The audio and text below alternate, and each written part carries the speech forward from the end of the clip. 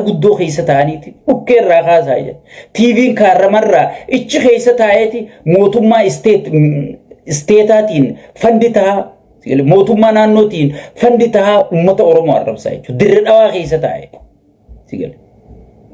dirree dhawaa keessa taa'eeti arrabsaa jechuudha nuti garuu dirree dhawaa keessatti intala takka miciyyoo nurraa ajjeesan lakkuu wajji nurraa duute sigale nasiyaasiyaat isiif namni sagalee ta'u mana hidhaddeemaa mee biyya guutuu dhiisi garuu kabiroo dirree dhawaa keessa taa'ee jijjiga keessa taa'ee bakka fedhe taa'eeti fedhu finfinnee taa'ee sigale dhukkee irraa kaasaa akkana godhaa ajaa'iba boonee hidhuunii isiitii mindaa kafalamaaf badhaasa kennamaaf jechuudha yoo ilma keenyaa biyya bulcha warri hunjee warra kanarraa ni fakkaatti jechuudha obboleeyyan sitti gaba saniifuu ilma kiyyaa maarree kiyyaa biyya bulcha miitirkishoo kiyya bulchaa sii galee dhiisi firraa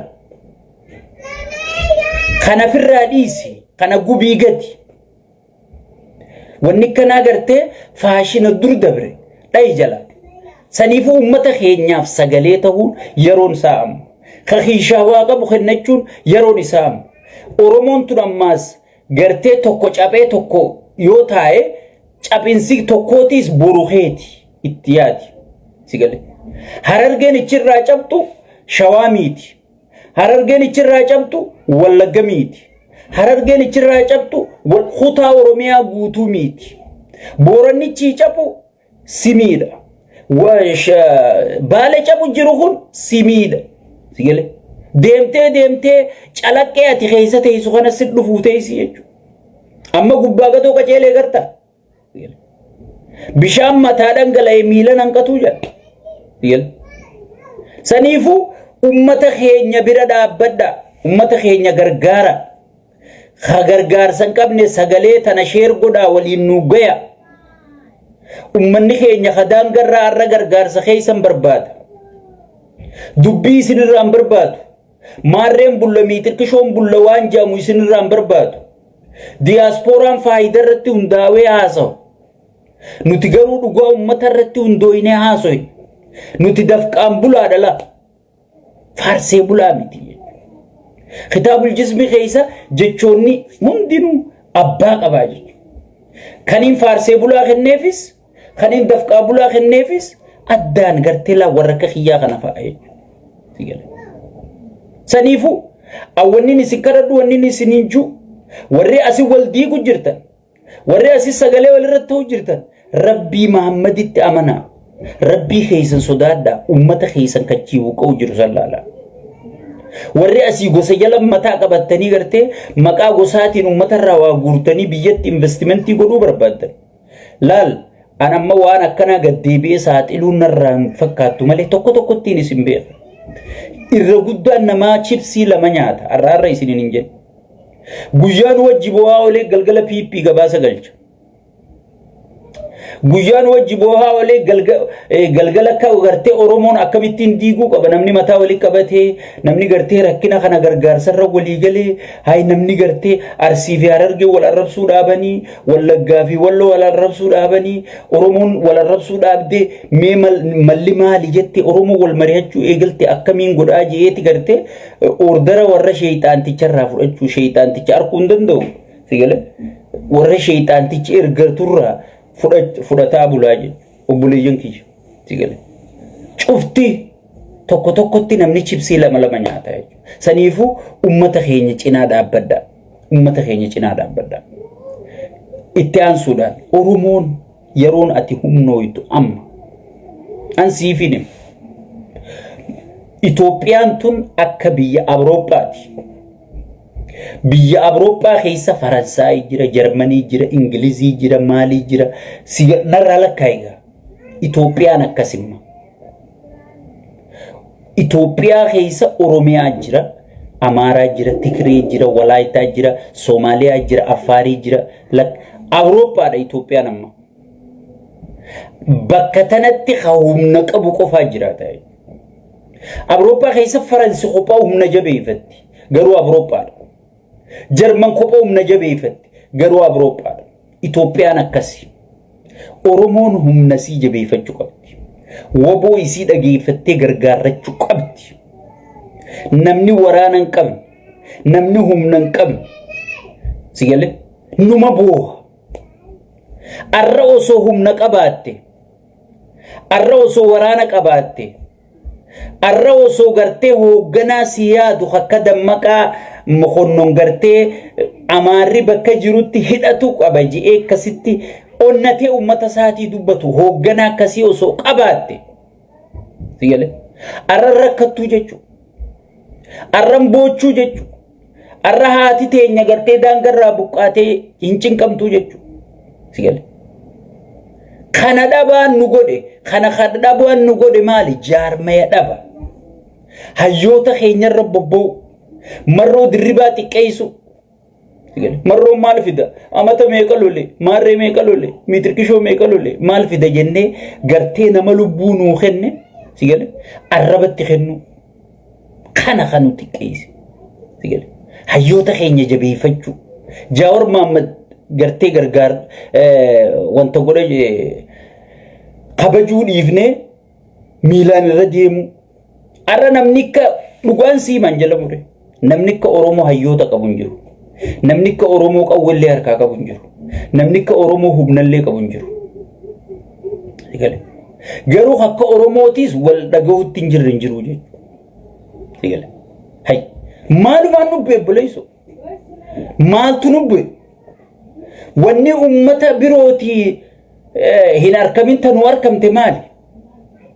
Mee wannummaan naannoon Amaaraan harkatin tan Oromoon harkattee namicha kana jala siree qabna jettuuf maali meenaa?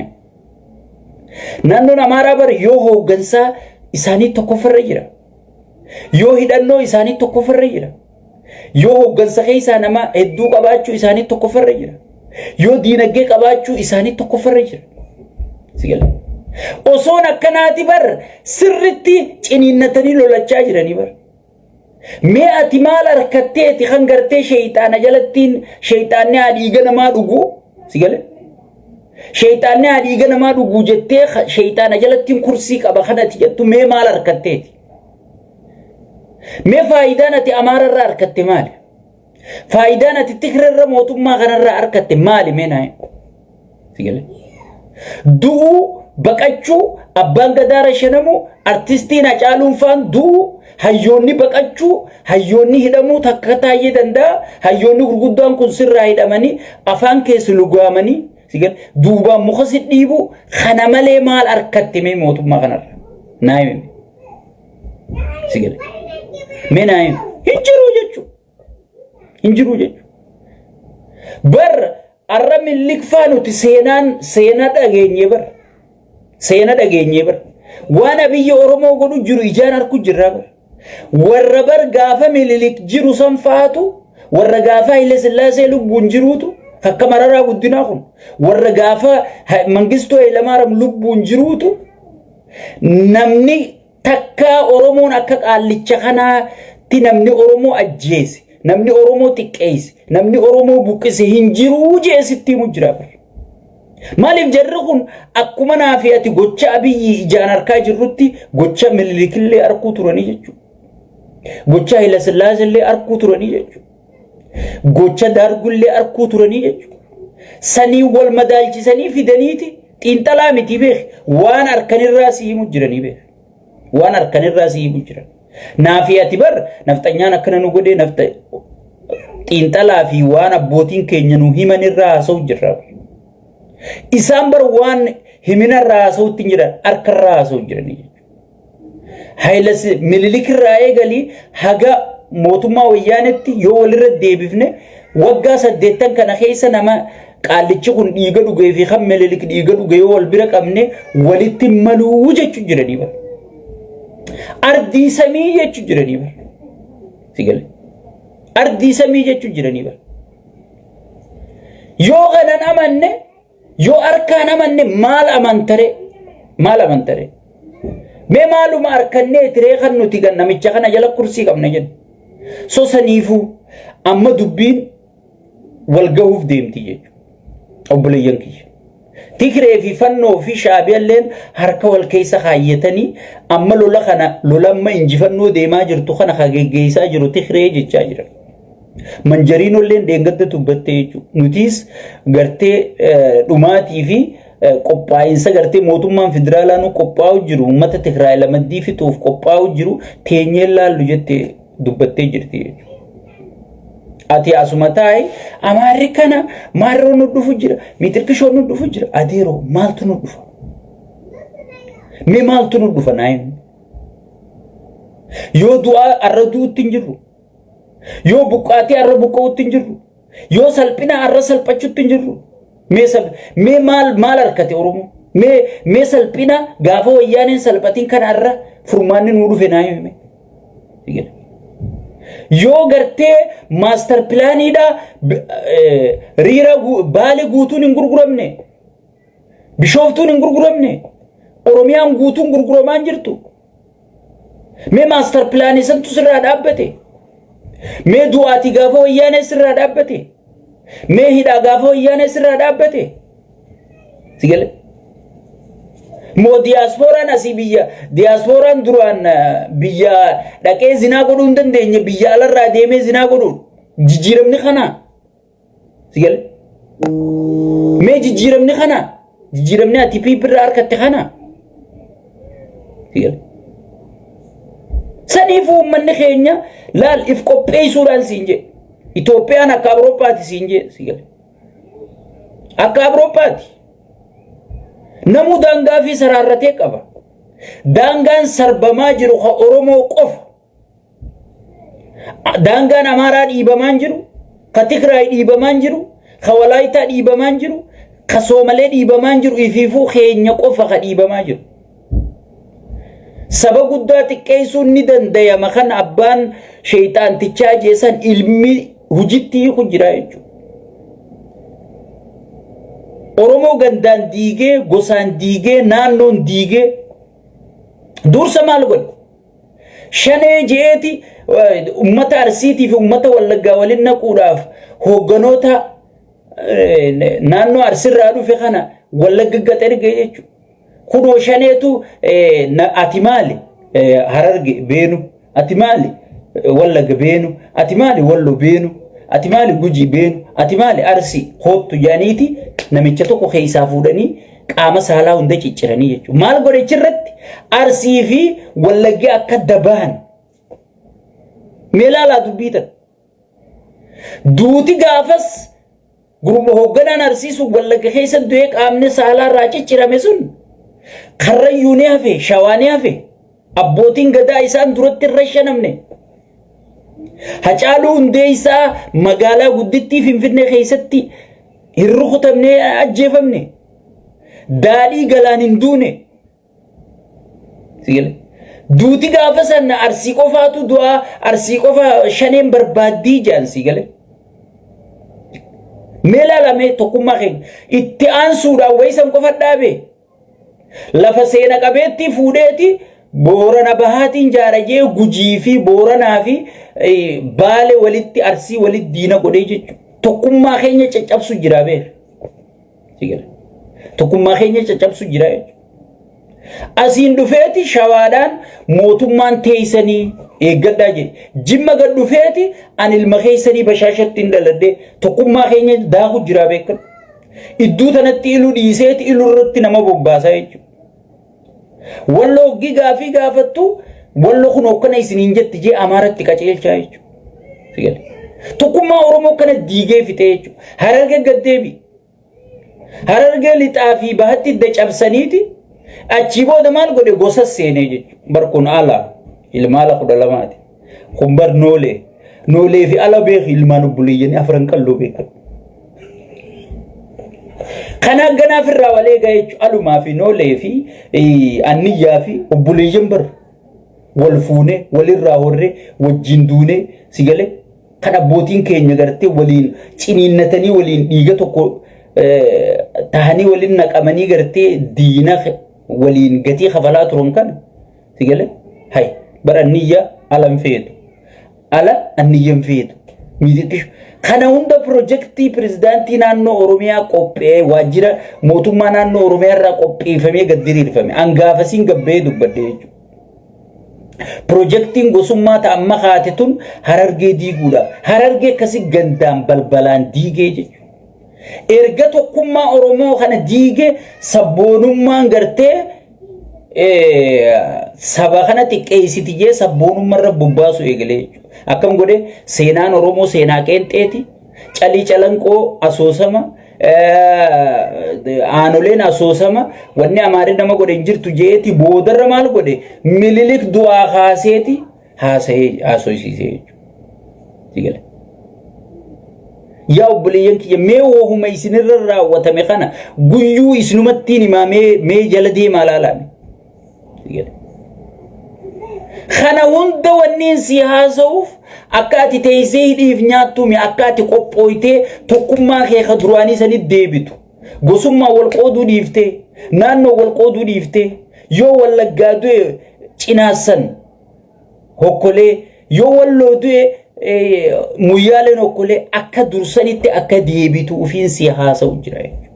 Diinni kee guddaatu aangorra jira malee ilmi kee aangorra jiruun si himu jira. Ilmi kee aangorra jiruun si himu jira.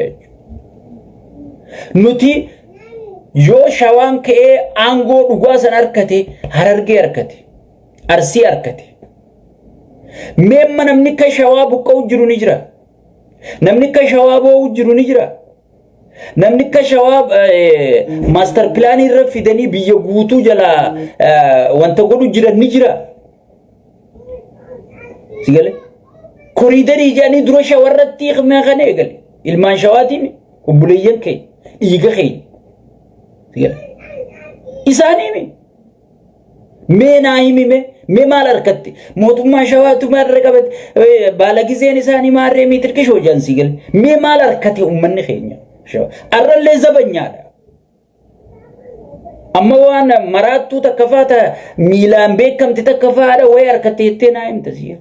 Sun farsoo fi daabboo quufnaan amaara kana gangalchinaan bakka bilisummaan isii hangasi. Maaliif mataan isaa hangasuma yaada sigale. Qabeenya guddaa hangasuma beekaa jechuudha. Bishooftuun guutuun tan irraa gurguramte ilmaan obboleeyyan keenya kashawaa kanaan yoo mootummaan tasaanii taate maaliif beenyaan kafale Shimallis ol bahee beenyaan hin jiru hin jenne akkana kaata siin hin jenne waanuma xiqqoo wayyaaneen dura afaan nama diddibdu sanuu hin dhorkine mee Oromoon maal harkatere balaatti dhufte malee maaltu Oromoo dhufere sigale kan Oromoon ilma kiyya jee bira dhaabbatu kan Oromoon ilma kiyya jee ilma kennee fi lolchiisuuf mee maal harkatere amma kan amaarri wali qabee oofu jiru kun dilli amaarri wali qabee oofu jiru kun harki guddaan Harargee fi Arsii fi Jimmaa fi Baalee jansi gale guutuun ijoolleen oofaa jirantu maaliif information kennanii fi ijoolleen firraa dha'uu hin dandeessu bakka teessutti itti fidanii jechuudha. Maaliif jeneraalota jaartiin Amaara girlfriendiin tan indazaa na hojjechiisiisaa bulu mana farashatti Amaara information kennitiif jechuudha. Halkan harka isarra baasaa bulteeti sagalee rikoordii gootee fi bakka akkasii jiran jetti itti geessiti jechuudha. Antana amma duran dubbadde longi taayimiin dubbadde. Saniifu ummanni keenya waan harkatti hin qabdu waan dhabde malee. Amma ajandaa gartee way karaa maarree way karaa miitirkishoo way karaa galaanaa obboleessoo galaanni inni fiduu deemu wallaahi arraba hiyyarraa rifeensa buqqise. Galaanni inni fiduu deemu tokko hin jiru kijibaadha. Laala amma ummanni keenya barateeti yoo namni walitti aboo abiyyinatti hin ta'in kaa waliin jaajansi. Ugi namni si sobee sikki jibimma guutuu Oromiyaa keessatti aboo abiyyinutti hin ta'in kaa rabbi sodaadhu jedhe.